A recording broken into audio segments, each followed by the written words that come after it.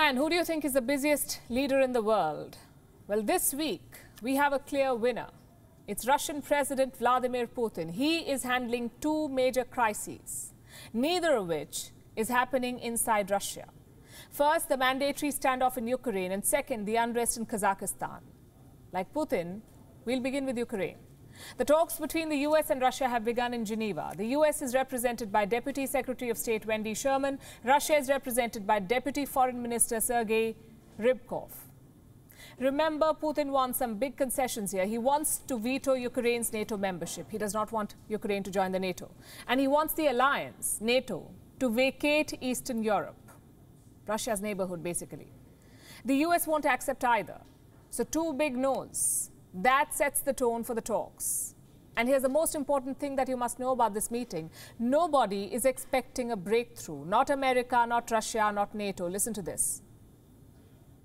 I don't think we can expect that these meetings will solve all the issues. What we are hoping for is that we can agree on a way forward, that we can agree on a series of meetings, that we can agree on the process.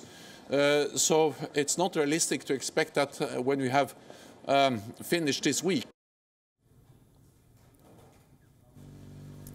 Sums up the mood in Geneva. Multiple talks are scheduled throughout this week. The European Union is also expected to join them. But what are these world powers trying to achieve? The bare minimum. Preventing a war tops the agenda in Geneva. Nobody is even thinking about a lasting solution. And how can they? Ukraine is not even at the table, believe it or not. The West and Russia are negotiating Ukraine's future, but it's not on the table. They're meeting to decide if Ukraine will join the NATO. They're meeting to discuss if Russia will invade Ukraine. But not even a single Ukrainian is sitting at the table. In Kiev, there were protests against this setup. Every protester had the same question. If you're talking Ukraine, why haven't you invited Ukraine? I think it should not be this way without Ukraine. Ukraine must be present during those meetings because it is a more interested party than other countries, more interested party than Russia and United States. Ukraine must be sitting in the first row.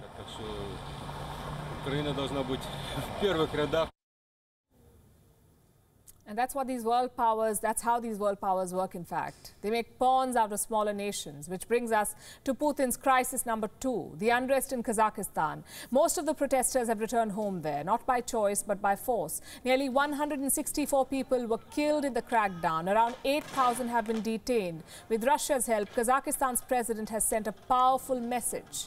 Dissent will not be tolerated. After the protests were put down, regional leaders met to take stock. A special meeting of the CSTO was convened. That's the Collective Security Treaty Organization, CSTO. You can call it a Soviet NATO. All eyes were on Putin. How would he react to the protests? Would he lay out a roadmap for former Soviet states? Well, Putin's reaction was along expected lines. He blamed foreign agents for masterminding the protests. Of course, we understand that the events in Kazakhstan are not the first and not the last attempt at interfering in the internal affairs of our states from outside. I agree with the Belarusian president.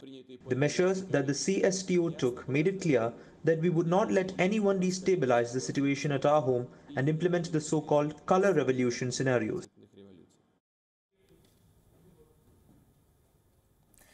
The Russian president also sees the pattern. First Ukraine, then Belarus, now Kazakhstan.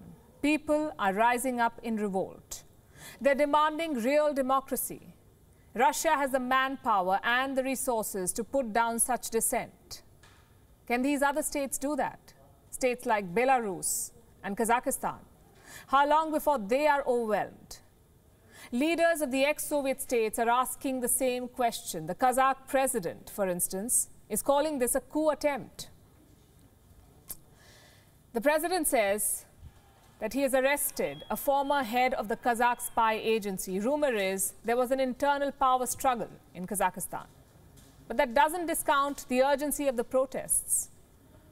For now, this unrest has given Putin a reason to directly interfere in Kazakhstan. His troops are deployed inside the Kazakh borders. America says these Russian soldiers are there to stay. Putin says they will leave once the mission is over. But the real question is, has Russia stretched itself too thin? Remember, this is not the Russia of the 20th century. It's got the military for war, but not the economy. So has Putin overplayed his hand by focusing on both Ukraine and Kazakhstan at the same time? And how long can he keep acting as the local sheriff? We'll keep tracking this story for you.